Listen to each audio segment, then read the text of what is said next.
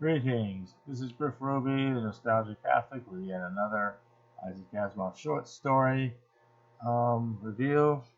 And this one, well, it's not listed on the cover again, only in the table of contents, but at least there we find it as.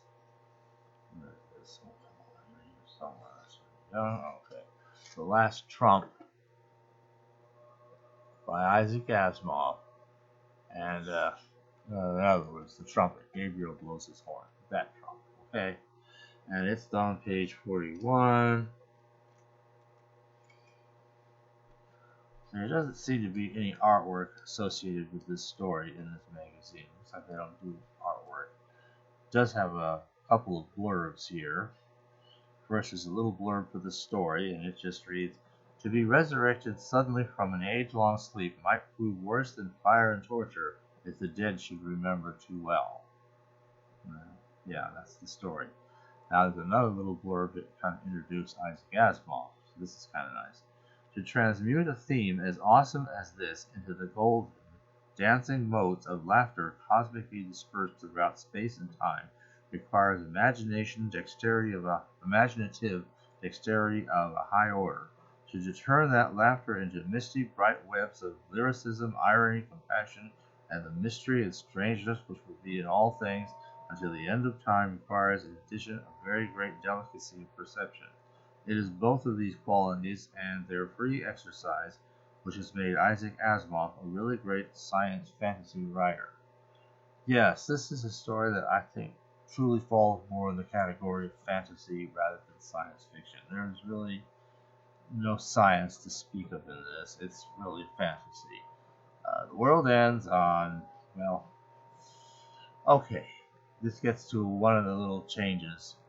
There's in fact quite a number of little changes between this and the way the story would appear in Earth is Room Enough. Obviously the same story, numerous little differences. Things that are italicized in here don't get italicized for the most part in the story that's published in the book.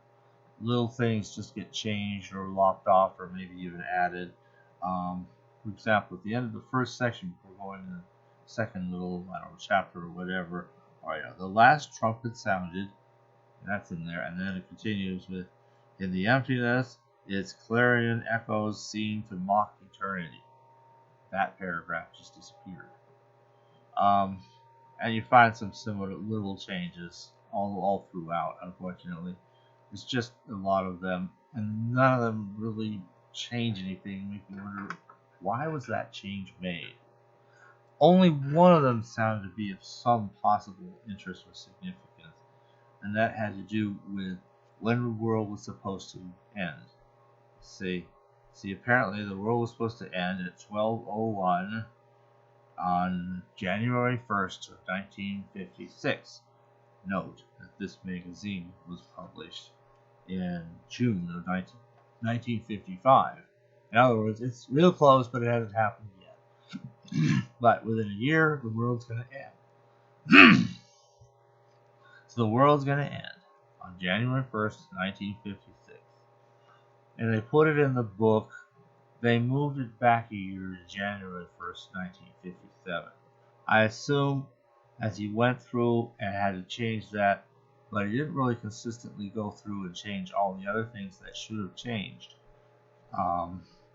One particularly notable place comes where we're comparing what that date is in other calendars. But the year, in here it all works out correct.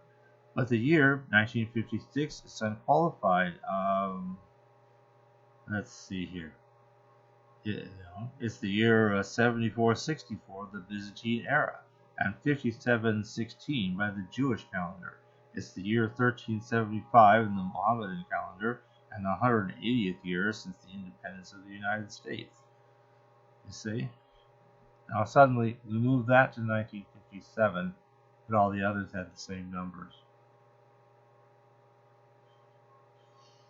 And, little inconsistencies. I guess the idea was, well, it's going to come out in book form, and we want to make it the beginning of not 1956 the next year, but the beginning of 1957, the year after that. Crazy irony of it all is, this book actually came out somewhat later in 1950. By the time it actually came to the bookstores, it was already middle of 1957. It was a little too late. It just sits like that. There it is. That's how it's published. Go figure. So what is the story? Well, as I said, the world has ended. Everybody's coming back to life. And everything else is disintegrating. And we're all kind of standing around, even our clothes. If we're alive at the time, we still have our clothes, but they start disintegrating. If we're dead, we come back in our birthday suit, so to speak. But eventually that starts falling off, and everything kind of becomes a dull gray town. And I'm almost kind of reminded of some of the imagery, both in C.S. Lewis's The Great Divorce. Just the imagery. The story is, I think, sufficiently different, and it really means something different, but it's kind of interesting, where everything's kind of a dull gray town. And there's some other stories, in fact, that kind of have some parallels or similarities. But the key point is, here we are, but everything else, isn't there. You got one guy standing guard for the Indians to come, because that's what he wants to do, is shoot all those Indians or something. If they show up, he can't hurt them, they can't hurt him, nobody can hurt anybody, and he's standing there with his musket ready to go. Well, that's a little fun, isn't it? And so this angel character is also being of some importance in the story. Archangel Gabriel, and Etheriel is a very junior seraph who'd been created not even quite 1,000 years before the end came. So Etheriel kind of sees what's going on and figures out a way to bargain with God for undoing all of this.